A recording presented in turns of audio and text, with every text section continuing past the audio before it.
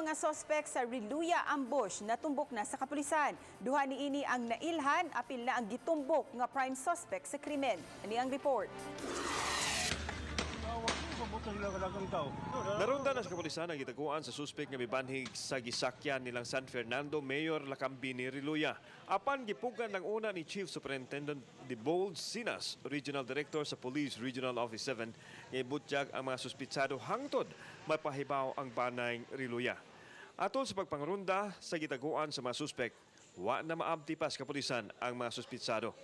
Adunay nagkuha ang kapulisan ng mga tag-as nga kalibre sa armas. So as of now, ang naibawaan namo is there will be 3 suspects alighted, 1 suspect is the driver, so more or less a minimum of 4 suspects. Diba? I think 2 of them are identified already. Yes, sir. 2 identified.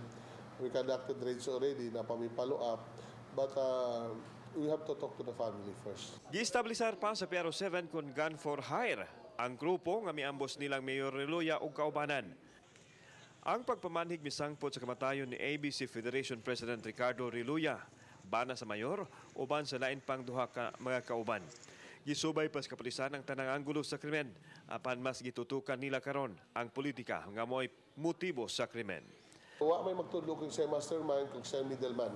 Until na madakpan nato ning kuan, kining mga suspect, siguro kung ilang itudlo kung siya mastermind, then that's the time we could link. Until nami evidence, dili mo istorya kung siya mastermind kung sina kinsa mga contacts. Uban ni John Sulon, Alan Domingo, Balitang Bisdak.